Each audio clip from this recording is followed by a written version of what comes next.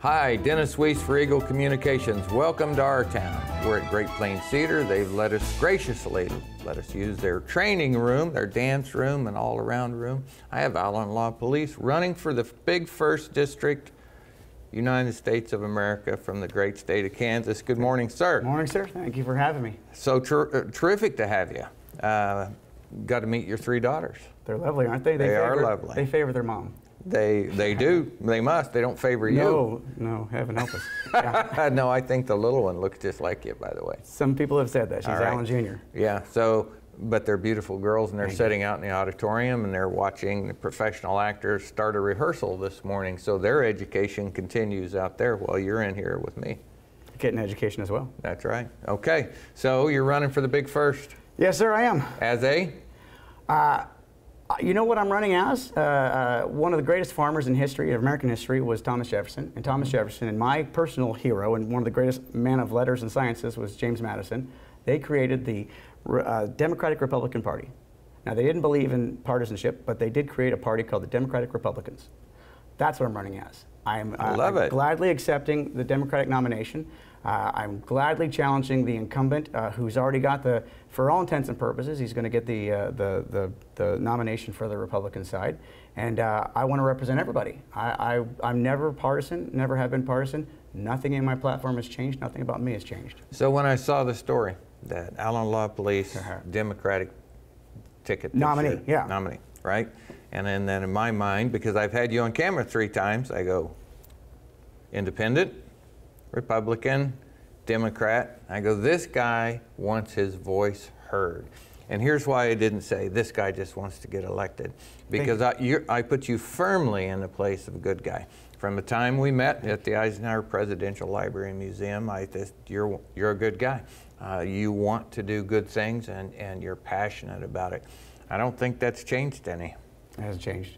And it's a good point that I ran in the Republican primary. I ran as an independent. I'm running on the Democratic ticket now. But we are one America. This nation is one nation under God, indivisible. And right now, the greatest threat to this nation is division. It's just the fact that it's hyper-partisanship and it's division. So if there's anything that I want to heal in this country, it's the division.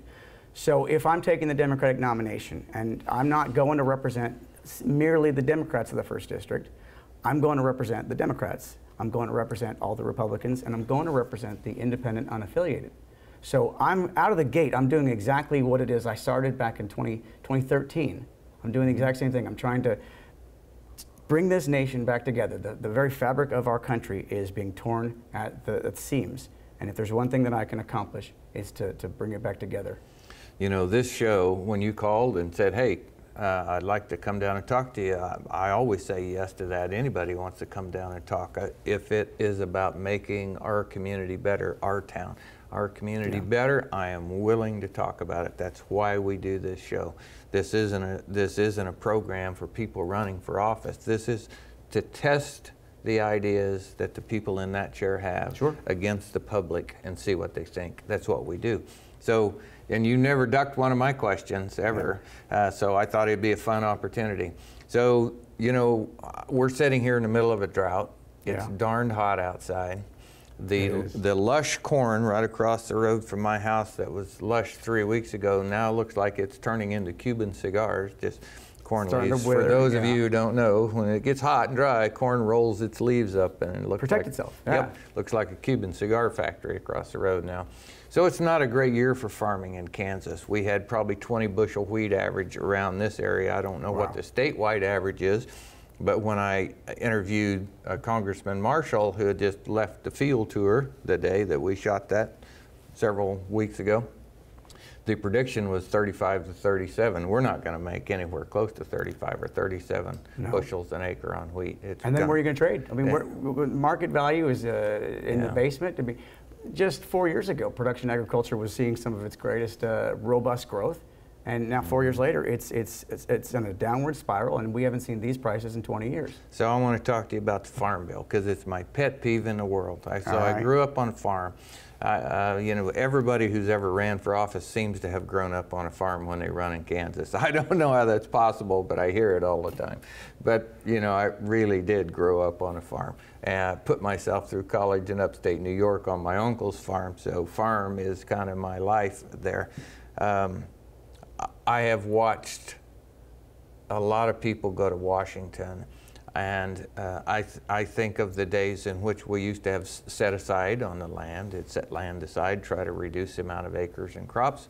I remember millions of bushel of government storage where the government took ownership of the crop, and you know, and then we used it for all sorts of things worldwide. And now, really, the main support mechanism is an insurance program. Really is. That's the main thing that supports farmers' disasters today. Is that safety net is now an insurance program. I don't know which one is best. I think probably where we are is what we're going to be. But I know this, when net income for Kansas farmers is in the single thousand digits, you know, I mean, $5,000 net income average, that's a disaster. It is. How can we possibly look at production agriculture, trade policy, politics, and think this is a win? I just can't see it. It's not a win. And you know, I grew up on a dairy farm, just Yep, you know, I do. straight north there, a dairy farm. So that's the hardest farming. And I'll say, growing up, milking cow, I didn't do. Well, I did. You had to prime them, I but did. we put on the milk with the pulsators and. Every morning before school, man. No, same thing here. We'd milk about 80 head, and it would take about 2 hours to get them all through. But you just wash them and then prime them, and then you'd put the milkers on and let the vacuums do the rest. I feel sorry for you. But dairy farming right now, there's no profit margin. There's nothing. Right now, all the milk producers are sending out letters and notifications to the dairy farmers, suicide prevention information. Exactly. They're telling them how not to kill themselves because they're losing their shirts. I read an article recently that said the best thing, you're a dairy farmer, the best thing you can do is sell out right now. How can you tell a dairy farmer that if it's been in their blood 5 generations? Yeah. How do you tell them that there's no future for you? So, but you're running for Congress, right? So as a policy, how in the world can it be the right thing to do to tell the dairy farmer to sell out to who? To Corporate ag. Okay, so now we're talking about selling out to overseas mostly. A lot of Saudi investors will buy. A lot of Saudi investors, a lot of Chinese investors who can afford to lose the money that the production ag is losing today because of the asset they gain. Yeah. The asset is us. The asset is our land and our food production. And our water supply, because they water bank. They'll buy land and then they'll put alfalfa, and they're actually they're taking our water in the form of hay, or they're taking it in the form of dairy production, or they're taking it in the form, whatever it is. These overseas investors have taken over production ag, or at least they're trying to take over production ag. And the reason that that's happening is because there's no market for the smaller and mid-sized farmers. There's no market anymore because what is supposed to be a Congress that they're supposed to negotiate good trade policy, they don't do that anymore. They don't negotiate good trade policy. They don't even try to protect the smaller mid-level farmer.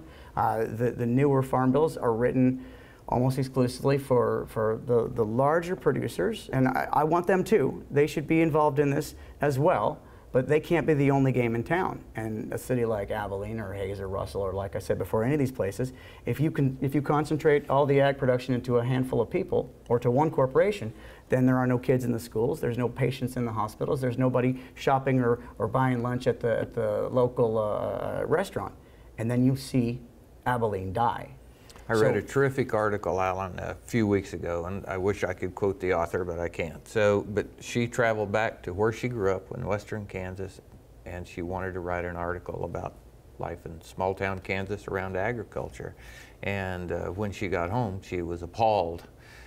Here's her premise: production agriculture has failed us. It has failed us. Well, we failed production agriculture. That's what it was. That's the second part of her sentence. So, but her sentence was production agriculture has failed us, not by not being able to do its job of production. Oh, we're better because we double every couple of years in production.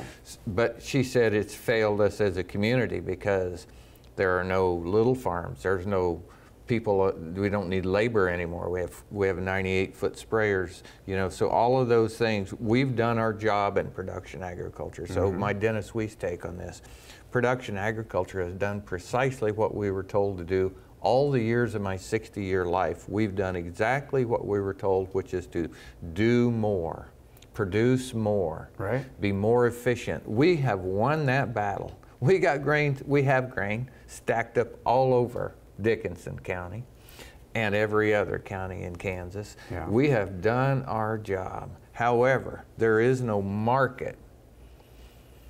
Somebody hasn't done the market job. This Congress. is my uncle, 90, right at 90 years old, 89, upstate New York. He always said, Dennis, it's a hungry world, it'll be okay. He's 89, he's still saying it. Yeah. So it is a hungry world, but we can't seem to get grain into it as a commodity market that makes a difference in Kansas. Congress has failed us because they failed to legislate properly. They failed to protect the rural farmer. They need to protect all farmers, whether it's small organic or mid-sized conventional or a big corporate farmer. They need to protect them all, and they need to open markets. Now there's an interesting philosophy. Back in the day there was this thing called Pax Americana. And Pax Americana was, it was the idea that we had such military greatness and strength that almost any nation in the world, you know, as long as they were a friend, even a foe, they would trade with us. They'd negotiate good grain trade, good beef and pork, and they would take any of our production agriculture and they would give very fair prices, because it also meant the blanket protection of the United States military and all that that stood for. Now Pax Americana is gone because we've been at war for what, 17, 18 years in the Middle East. We're there protecting oil. We're not there ensuring American greatness. We're not there protecting American interests other than some pipelines and some oil production.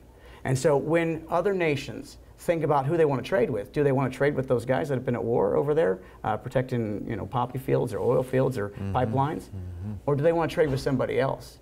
And when it comes right down to it, they're not negotiating good trade with us. They're not giving us the benefit of, we're going to give you really good prices on your production agriculture, so long as you ensure that we're living in a safe world. And that's the biggest problem. And that's because Congress they don't work for American farmers, they don't work for American producers, they work for whoever donates the most to their political campaign. When I let my mind get around the outside of your discussion and think about all of it, it's a big. I quickly come to this point. Okay, we're now saying that, you know, Congress, with the power of the military on one side and trade on the other, that's their has job. to find a balance, right? So the scope of that job is so large that it's hard to think about. It is hard for me to go out the points of logic and go, there's a solution, let's get them together here in the middle. There's only one solution. What is it? We go back to Eisenhower. The greatest economic growth were the 3 decades following World War II. And that is when America became the American might. Right. You know, that's when all the farmers had their best production. They grew their farms. Their kids grew their farms. All of these corporations grew up and they were profitable, and the executives made a fair wage, but the workers made a fair wage, and people were buying houses. And all that stuff happened because of one thing. One thing. Government worked together. Government effectively worked together because they realized the importance of it. The scope of their job is that they've got to take care of trade, and they've got to take care of security, and they've got to take care of the economy, they've got to take care of everything. And you can't do that one party.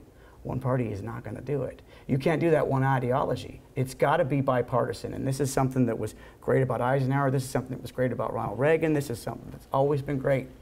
If you have a government that's divided, you've got a people that's united.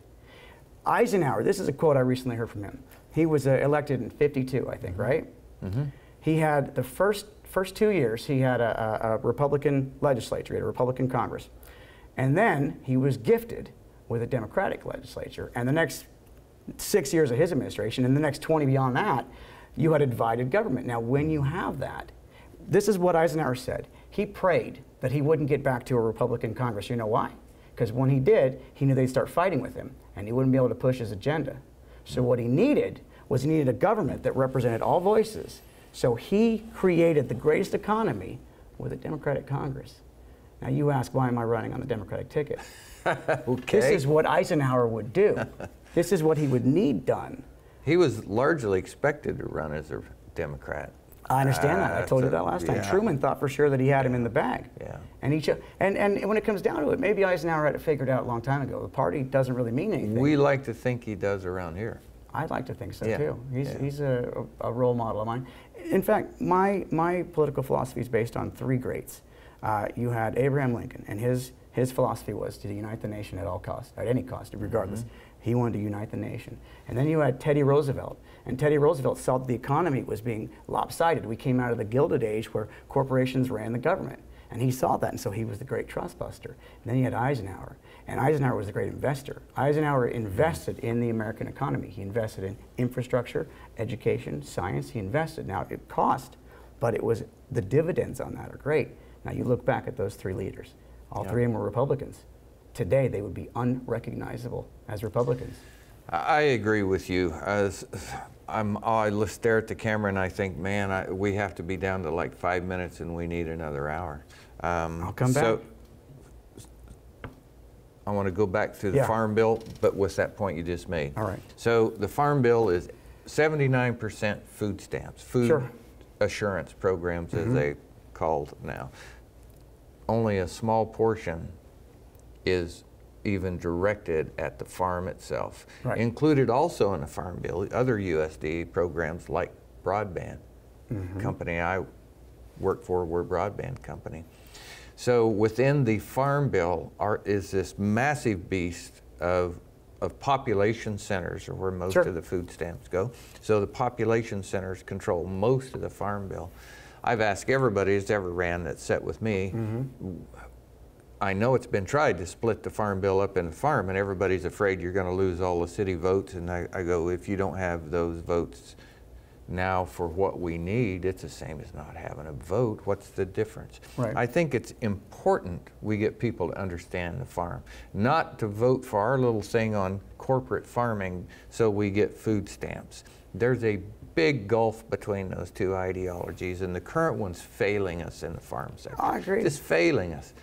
I can't say why we would want to do it again, but I don't know how you would fix that one, Alan LaPolice. Well, we don't have enough time for me to explain all of it, but I'm a study of historical farm bills, and back in the day, the insurance policies that the government would back, the insurance policies said that, you know, if you grow wheat, and let's just give it a dollar amount, $4 a bushel, and if there's a loss, if somehow like there's a catastrophic loss due to drought, due to hail, due to whatever, and you couldn't make what you should have made, then the government would back you up, and that's the ag risk. And then they also had profit loss, which meant if you couldn't make the dollars on your wheat, the insurance would say, okay, well, this is the amount that you should have got. And if you couldn't get it, then what would happen is the government would seize the wheat. They would buy it basically from you, and they'd guarantee the cost.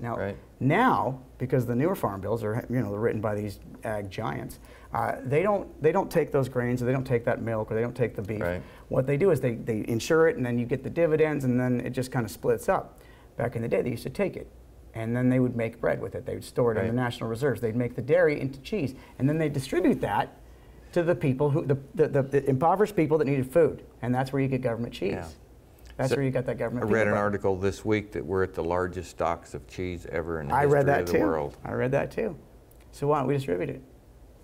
I don't know. Why couldn't the government sell it? Why couldn't the government? I mean, I don't want the government to go into business, but at the same time, if we've got the inventory, instead of providing financial resources to impoverished nations, why don't we provide food resources? I would love that. I would love that. I think as a government policy, there has to be a way to move that food to the hungry world. So what's stopping us?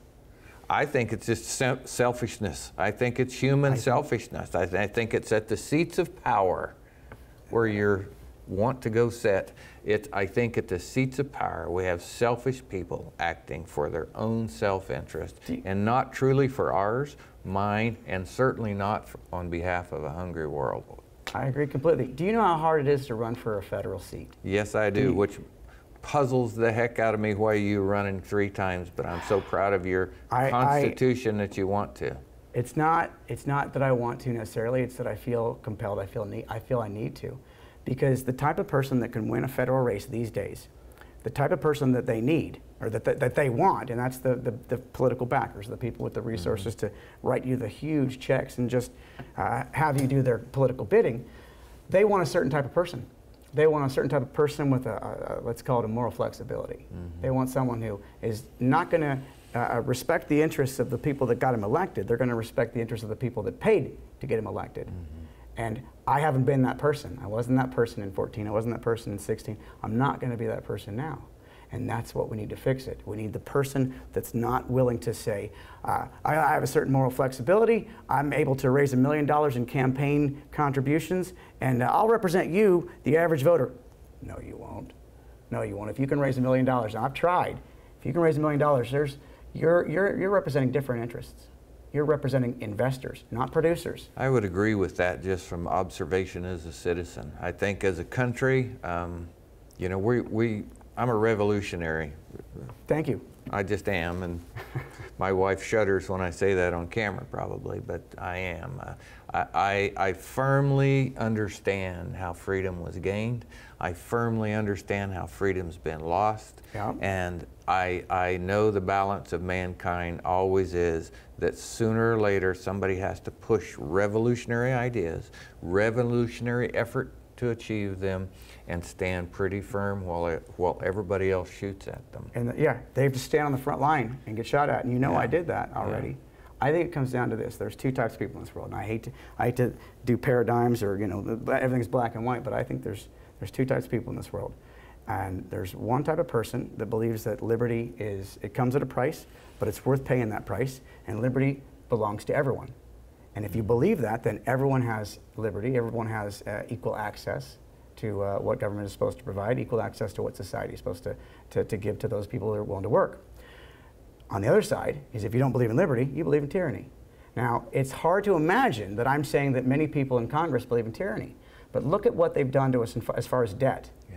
Look at what they've done as far as the Republicans tell us that they are conservative. They tell us that they are about fiscal conservatism and responsibility, and yet in these past 2 years we got $2 trillion in new debt during some of the most robust economic times. Explain that.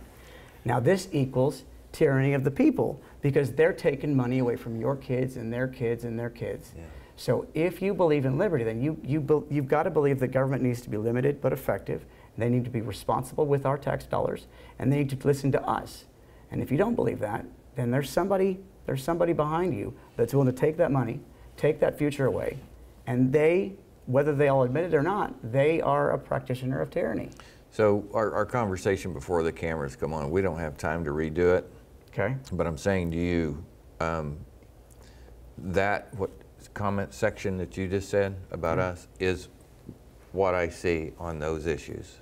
So we have 2 minutes left in film time here. Okay. I think we see, I've lived in New York, Massachusetts, New Hampshire, Kansas, Colorado, where I grew up. Yeah. So I've experienced a wide disparity of economic life, right, of social life, and regulatory life. Sure. And I can clearly tell you where freedom was and is, and I can clearly tell you where they govern through tyranny.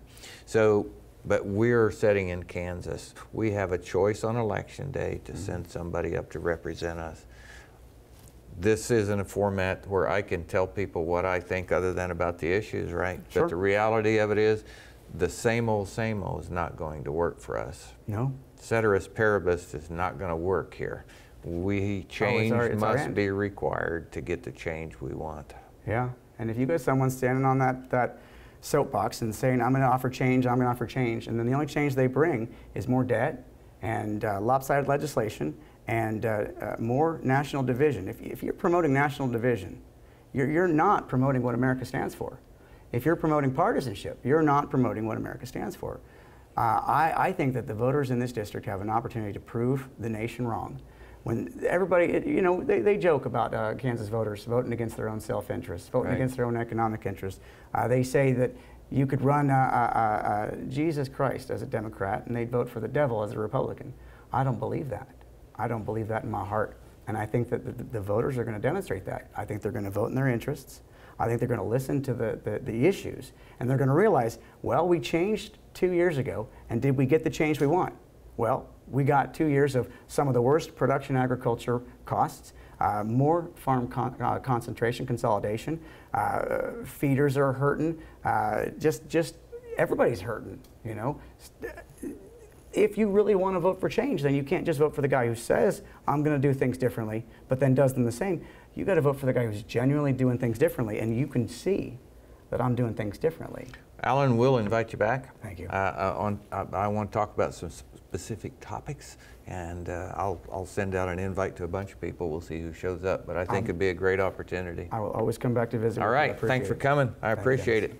Folks, I'm Dennis Weiss. I work for Eagle Communications. We appreciate the chance to present our town to you through the eyes of Alan LaPolice today. We're hoping you have a great day.